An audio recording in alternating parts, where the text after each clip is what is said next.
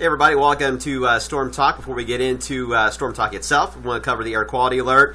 It was kind of surprising they didn't extend it until today, until just about a couple hours ago. But it's been issued for today all the way through Friday night at midnight. For cold orange level, pretty much where we've been most of this week so far. We're about to hit that category here even by this mid-afternoon time frame. It's for the Louisville area. Again, asthma, COPD, emphysema. Stay inside, stay close to the AC. The best that you can. It's hot outside, you know that. It's 90 right now, third day in a row of 90s here in Louisville, 92 in Bedford.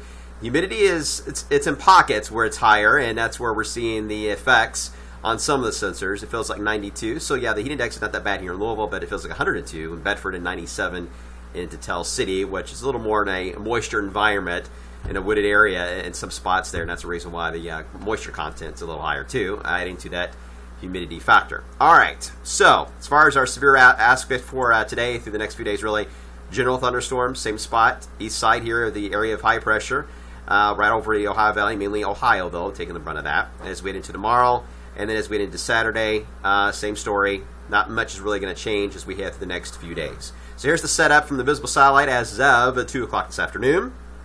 Got a few little blips trying to show up, one near Lexington, something trying to maybe show up around Meade County. Some of that's ground clutter from the radar side, but quite a bit of cumulus activity. So it won't take much really to get a few isolated downpours to begin to bubble up, just like we've seen the past couple of days. And we've had them in the metro, in fact, the past couple of days. So even as late as 8 o'clock in the evening. So it can happen any time, so keep that in mind. High pressure is centered. If you look carefully, you can actually see the flow around the high, a very weak flow out of the northeast here, that is allowing for anything to develop to kind of drift in that direction here to an east-southeast motion overall. Now, as we head into this weekend, still going to keep an eye on the remnants here of Erica, although it's becoming a little disjointed. The center itself is just right off the shore here, and we'll wait and see if this can become anything or not. The Canadian model, which I'm not going to show today because it's having really a tough time with run-to-run consistency is what we look at. It's having a tough time because it's trying to develop Erica now into a hurricane moving into the Carolinas.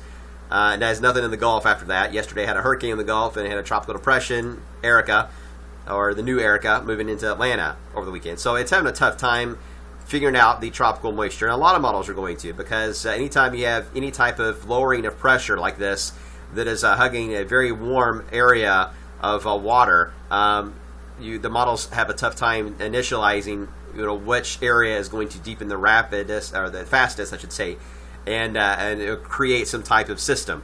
And that is a little unclear how this is going to evolve. So for those of you who have friends or family here, we're watching it and keep an eye on it. But as far as sensible weather for our area, I think overall the majority of this tropical moisture is probably going to be locked into the south of Kentucky the way it's looking this weekend. So I'm tempted to lower the rain chances just a little bit over the weekend and keep us on the hot side here with only a few thunderstorms possible. But it looks like the core of this moisture field is going to stay to the south, which is good if you have plans here for this weekend. So here's how things are looking on Futurecast.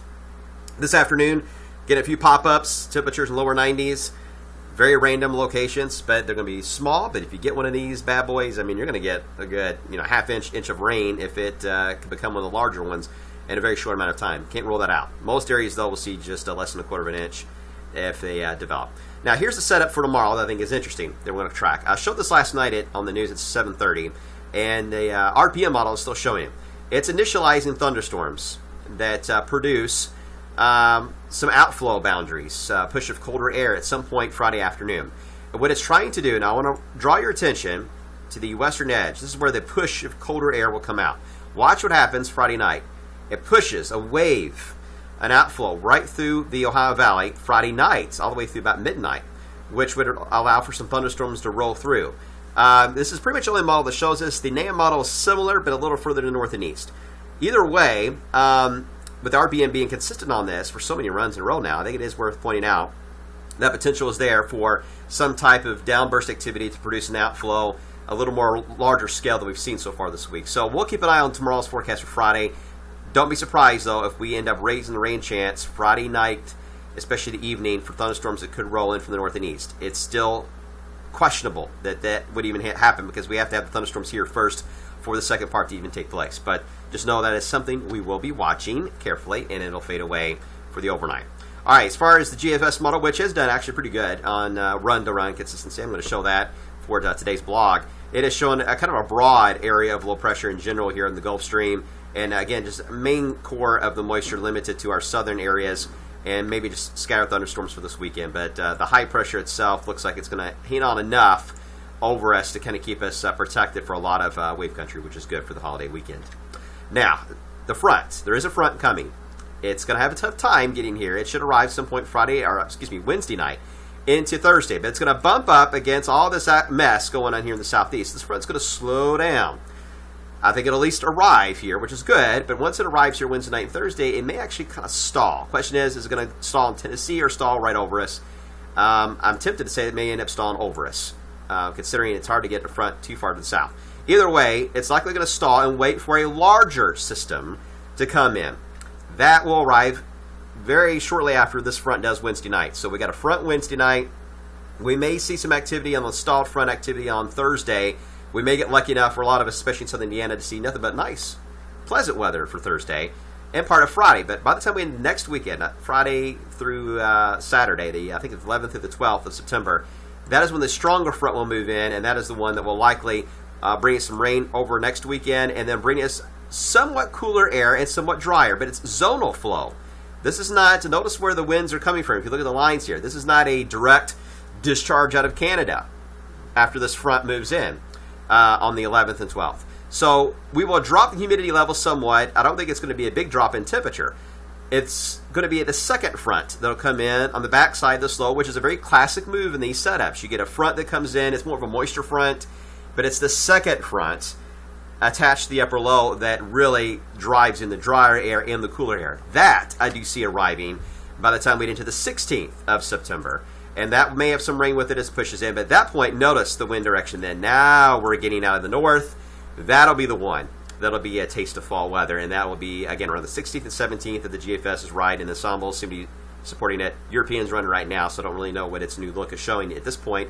But the ensembles were really supportive of this with GFS too. So overall, it's going to be a while, is what I'm trying to say, before we really enjoy some nice fall-like weather. It may take until this main push, which will be the 16th, before we really feel anything that we can enjoy.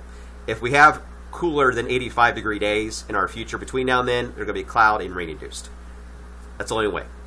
Otherwise, lots of 90s between now and the first front for Wednesday, and then we'll get this messy front for next weekend that'll provide some rain for us, but again, it's going to be the one on the 16th that'll come through that really will knock our temperatures down. I hope that all made sense. It all comes in phases. It's going to come in chunks or phases. It's not going to be all at once, and that'll help the severe risk too, keep our severe potential down, because and when it comes in chunks and phases like that, it really takes a lot out of the atmosphere and doesn't create all chaos at once, which is good. All right, so that's how it's looking overall. It's going to be a hot weekend, guys, so stay safe this weekend. Enjoy it. We'll have another update, of course, in the news tonight, and I'll have another blog coming up tomorrow. We'll catch you then. I'll try to talk a little more about another hint of fall weather, too, coming up tomorrow, so stay tuned for tomorrow's blog.